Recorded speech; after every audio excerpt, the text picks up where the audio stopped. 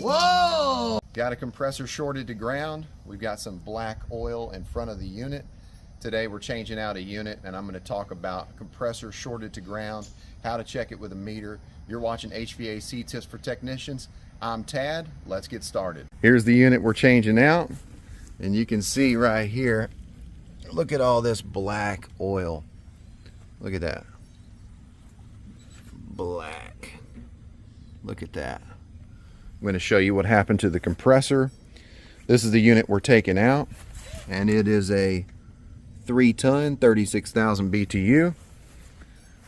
And this is the unit we're putting in, 3-ton. I got your favorite team here, William and Darren.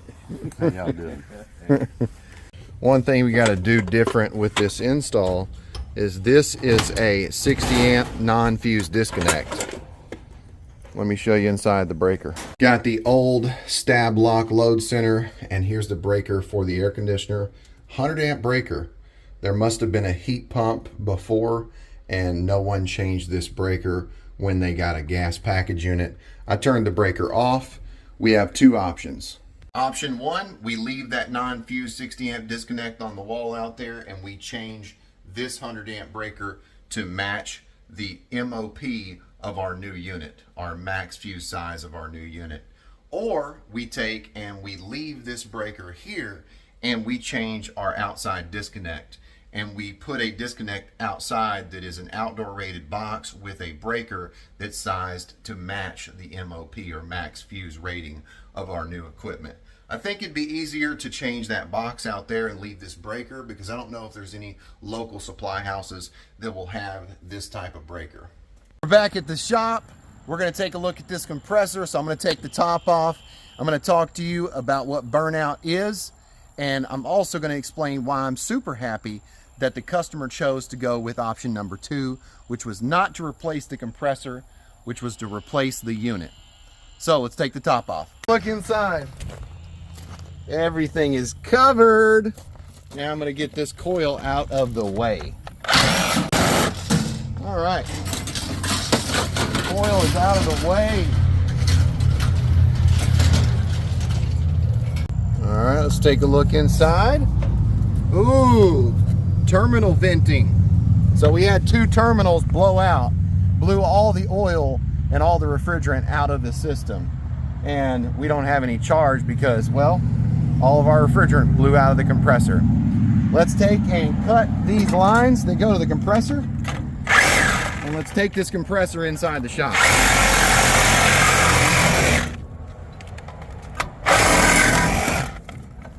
Look at that. Here's our filter dryer. We got the compressor out. We're going to take it out too. Beautiful. Right here's a Bristol compressor, and this is a reciprocating compressor. That means the electric motor inside is driving a piston. This is typically used in split gas or package gas units, and you will see scroll compressors used in heat pumps. Scroll compressors have an electric motor just like this one, but that electric motor in a scroll compressor is driving scrolls or scroll plates. So what happened to this compressor? Well, 2 things. One, we either had a high heat condition inside the motor that broke down the insulation surrounding the windings of the copper wires, or we had moisture in the system. And that'll also cause an acidic condition to where the insulation that's covering the windings on that electric motor that are made of lacquer or varnish is deteriorated. And whenever the copper wires for that electric motor inside this compressor, whenever the insulation deteriorates, then that will cause arcing. And then what happens when you arc, when you've got refrigerant and oil going through this compressor? It's going to burn that oil. It's going to burn that refrigerant. And you're going to have a condition that's called burnout.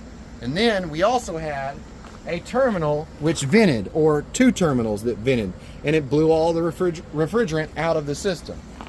So when you have burnout, it's because the insulation that's covering the windings for the motor inside this compressor, that insulation has deteriorated and it's gone. Now, how do we check windings on a compressor? How do we check for short to ground? For those of you that don't know, you just take your meter, you put it on ohms, looks like an upside down U or continuity, and typically whenever you take your meter leads and you put them together, it's going to beep. Some meters it doesn't beep. And whenever you check from any winding to the copper, like this, see, copper up here, you should never get continuity between these windings and the copper. So what we have is open loop. So whenever we check from this winding to the copper, we should not have any continuity. It should look like that right there, OL, which means open loop. You want to check from each winding to the copper. And if you have a short to ground, then that means that winding is going to the ground. I'm going to show you how to use an acid test kit. This right here is an acid test kit, link in the description for this. The first thing that we need to do is we need to get some of this oil out of this compressor. So I'm going to take this little bitty bottle here and I'm going to dump some oil in here. Oh, yeah.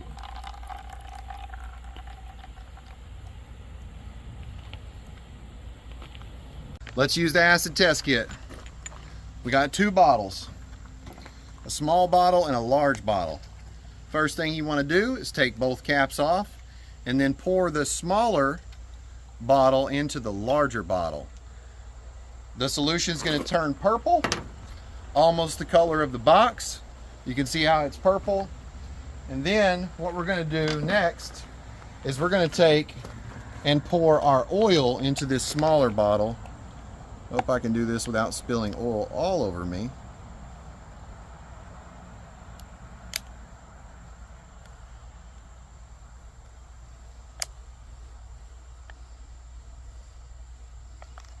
We got it about halfway full. That should work. Now, put the cap on here. Put the cap on here. I'm going to shake this up just a little bit. Now I'm going to take this smaller bottle and I'm going to pour that oil in the larger bottle like this. We're going to shake it. We're going to wait 2 to 3 minutes. If the bottom layer loses its color or fades entirely, then that means that the sample has an unacceptable acid number. And you can see we don't have a bottom layer. That bottom layer is pretty much gone. And so we know that the acid content is unacceptable. And we knew that, but I'm just showing you how to use this kit. You may have to use it in the field, and you may want to show your customer, hey, this is the acid test we just did, and that's why we've got to install a suction line dryer and a liquid line dryer. And then we got to come back after a certain amount of time, we got to take those dryers out and then put in a new liquid line dryer. And that's what I'm going to explain next. How do you know you have a burnout if your terminal didn't vent, if you don't have your terminals missing and you don't see a bunch of black oil? When you hook your gauges up, you have a discoloration of that oil and refrigerant and you have a distinct smell. And that's a sign of having a burnout. Having an acid test kit will tell you. So make sure you have an acid test kit. Because of the conditions of this compressor burnout, I admonished the customer and explained to them that if I put in a new compressor, even though I would try my best to clean out the contaminants of that refrigeration system, we still may have a shorter life for that new compressor. And nothing feels worse to me in my industry whenever I go to repair a unit and the customer spends quite a bit of money and then a year later I'm back and they're having to buy a new unit. I'd rather them just buy the new unit. So anytime a customer is going to spend at least 25% of what a system would cost, a new one, I'm automatically going to lean them towards that choice. Not because I need to sell a unit. I'm really busy. I'd rather just repair it. But because I have their best interests at heart and I want to make sure I take care of them. So we got to make sure we do the best job possible getting all the contaminants out. How do we do that? So if I was to replace a compressor, what would I do to ensure the new compressor lasts a long time? We don't know where all that black oil went or refrigerant went. There could be some in the evaporator coil. There could be some in the condenser coil, the line sets.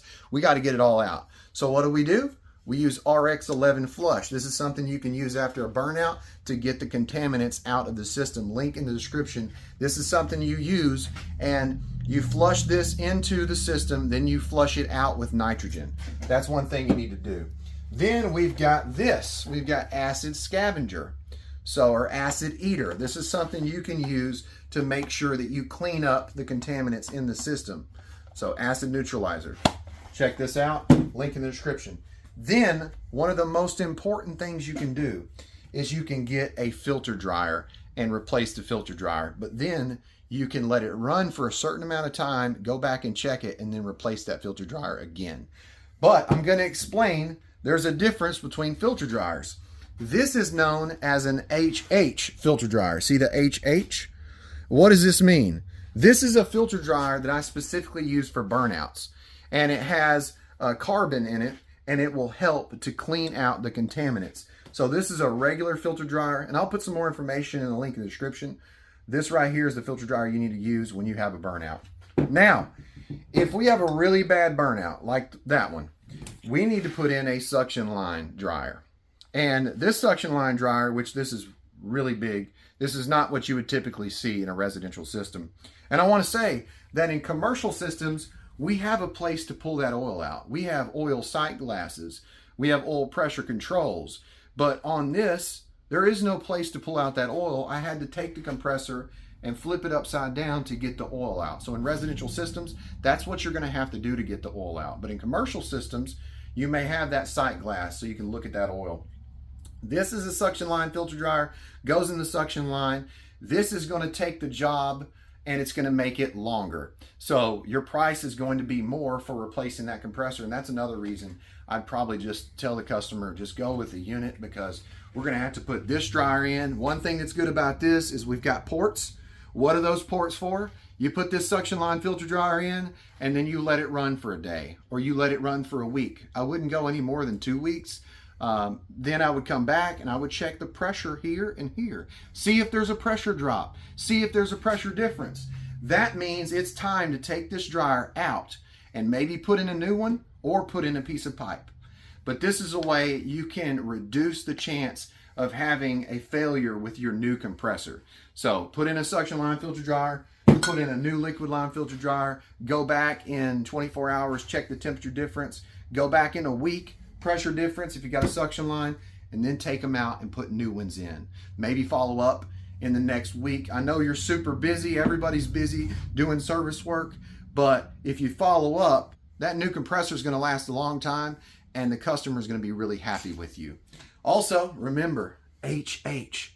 This is specifically used for burnouts. Now I'm curious to see what the inside of this filter dryer looks like, so I'm going to cut it in half.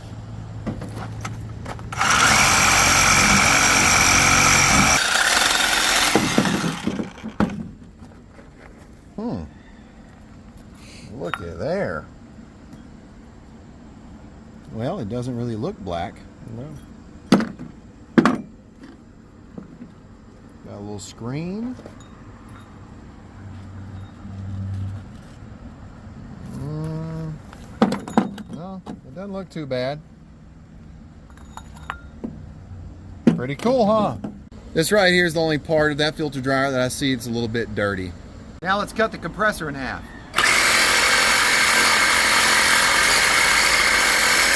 Almost there.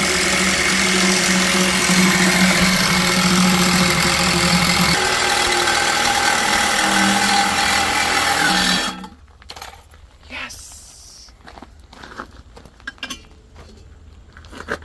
Whoa, that's black, man. Oh, that's steam. What happened? What happens in there? Look at that. What happened to that? Oh, wow. How you doing? That's Krusty the Clown in there. Get out of here. Now let's take a look at these windings. Let's see if that coating is gone. Of course, it's got to be. Looky there.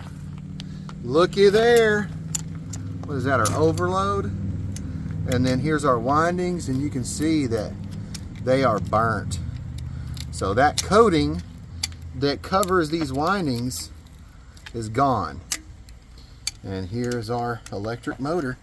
New unit is installed. Maximum overcurrent protective device amps is 35. That means we should have a breaker that's 35 amps.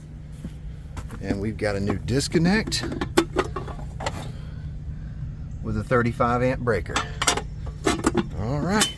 That unit lasted 12 years. That was the original compressor in that unit, and that equipment was replaced 12 years ago by our company, and the total job price for that equipment was $3,500 for that package unit installed. Today, that price was right at $7,000 for that same equipment installed. So you can see how the price has went up 12 years later.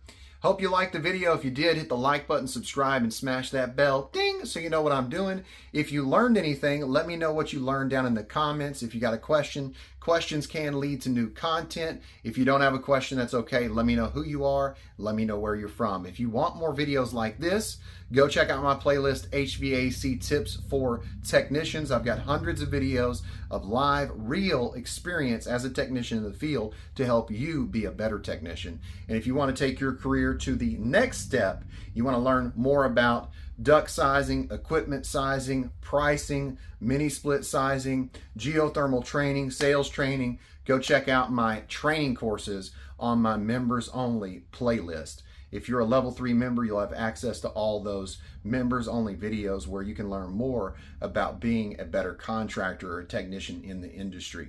And if you want my email, just click the join button, become a level 1 member, and then you'll get my email automatically. Also, if you are a member, remember I do giveaways every single month. All you have to do to be a member is click the join button and then also comment giveaway. Comment giveaway on any of my live videos or this video, and I will enter you into the giveaway that I do every single month. I really appreciate you watching. Thank you so much. You've been watching HVAC Tips for Technicians. I'm Tad, and I'll keep you cool if you let me.